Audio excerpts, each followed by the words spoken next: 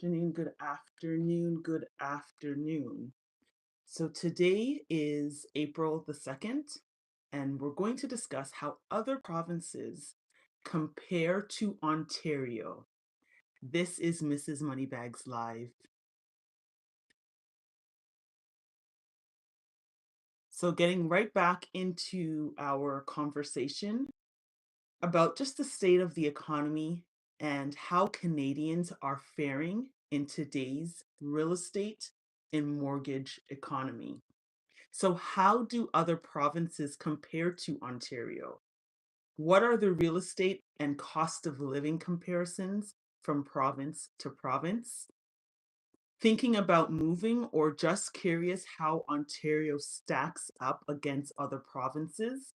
In this video, we'll compare the housing markets, mortgage rates, cost of living, and financial opportunities across Canada to see how Ontario measures up.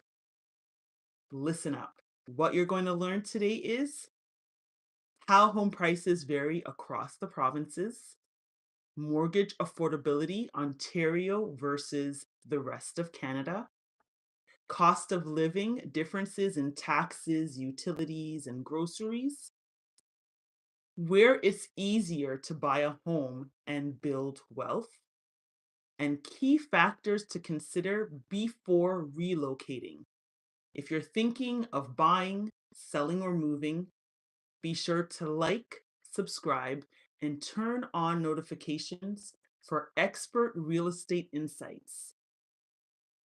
Which province do you think offers the best value? Let us know in the comments below. Let's get right into it. So, how is everyone doing this wonderful Wednesday, April the 2nd? We want to welcome you to Mrs. Moneybags Live. I'm Nicole Williams, and this is your go to podcast for everything mortgages, whether you're buying your first home, refinancing, or investing in real estate. We break down the mortgage process, share expert tips, and help you make smarter financial decisions. Subscribe now, and let's dive in. So, in this episode, we are going right back to our article, and we're going to be discussing and reading verbatim paragraphs 7 and 8.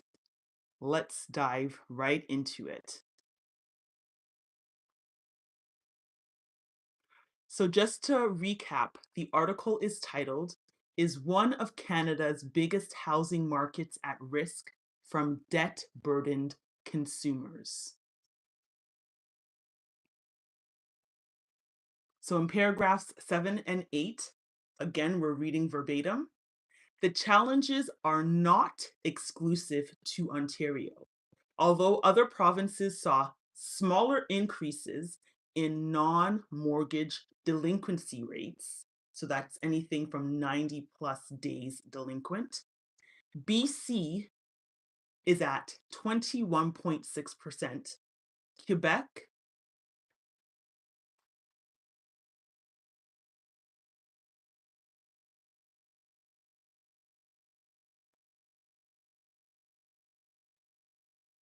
so let's go back and read chapters paragraphs 7 and 8.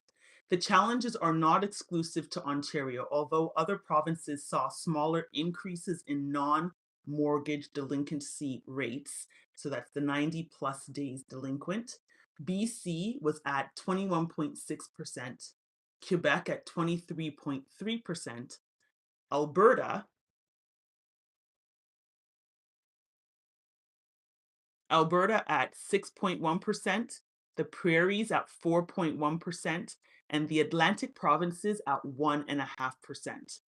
Mortgage holders will typically do everything they can to keep up with payments, said Rebecca Oakes, the Vice President of Advanced Analytics at Equifax. The fact that we're seeing missed payments rise so sharply suggests deeper financial strain.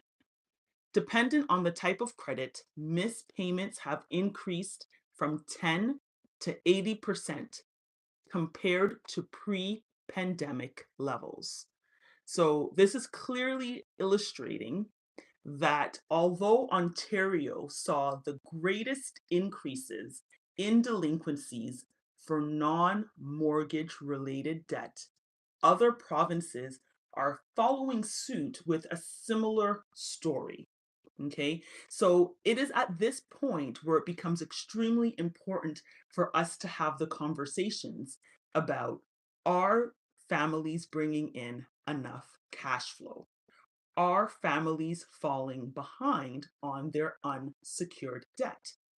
Are you finding that your paycheck is not able to stretch far enough to cover your monthly expenses? If this is your fate, there is no shame in requesting and seeking professional advice. We are in certain times where individuals have tried and tried, but now professional advice is required. My name is Nicole Williams. I am a mortgage agent and I'm here to serve you. If you and your family are finding it difficult to maintain, then you're going to want to see the link in our description box to book a private one-on-one conversation with me. You can see the Linktree link in our description box to book a conversation with me at your choosing. If you want to do it online, if you want us to meet in person, I am available to you. The reality is we will be seeing a lot more straining on the family purse, a lot more straining on our actual cash flow. And sometimes in order for us to get above water, we have to really dig deep and do the work that we've been avoiding. And sometimes doing the work that we've been avoiding is about restructuring our debt. And what does restructuring our debt look like? Sometimes that could be a matter of slashing things overall from our spending. Do you know where your dollars are going? Do you know monthly what you are spending on? When is the last time you sat down, paper and pen, and sat down and went over all of your expenses? Do you know exactly what it is that you're bringing in per month? What are your income versus your expenses? And are you in the positive? Are you in the black or are you in the red? Dependent on how you answer those questions will determine the level of of urgency you need to work with. If you are in the red month after month after month and you do not have a plan of how you are going to get yourself from out of the red, then you need to be in touch with our team. We are here to work with you. We are professionals. We have been doing this for many years, and we help to sometimes peel the band-aid off, because repair and getting yourself to a state of where you are in great financial health sometimes requires us to do the dirty work. And again, refinancing might be an option that might be available to those who own their existing homes. Refinancing provides the ability for us to restructure the debt and look at opportunities of how we can help to lower cash flow, increase your cash flow by reducing your current monthly debt payment obligations. This increase in your cash flow can help you to do other things within the family to help you achieve your overall financial goals. So, again, this is just letting us know that Ontario is not alone. There are a lot of other provinces that are also seeing an increase in unsecured debt.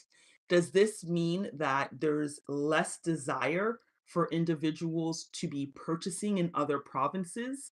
No, the desire is still there because individuals can look at the cost of living from province to province, also while keeping in mind that their debts are their debts, and unless if you get a plan of how you're strategically going to reduce and get rid of these debts sometimes will travel with you. So with that being said, it is best that you get on a strong financial footing. Speak to a professional if you do not have somebody that you're already working with that you trust. we are available. We want to work with you. It is our mission to help Canadians to get out of debt. It is our mission to remind individuals that we are to live a life that has been destined for us. And having a noose around our neck that is our debt is not our portion. So today I invite you to see the description box. See the link inside the description box and do something bold by booking an appointment to speak to me. I'm looking forward to working with you and your family. I am looking forward to getting you on the right financial footing. And I am looking forward to rewrite the story that is. And the current story is that Ontario is surrounding itself and swimming in debt. You do not have to have that as your story. We were made to prosper. And as a result, sometimes it requires working with professionals to get you on the right foot. Okay? So sometimes you have to look at restructuring your debt. It's just what it is. See the link in the description box. Let's book, let's chat, and be sure to subscribe and like. Here's to your health, wealth, Mrs. Moneybags Live. See you next time.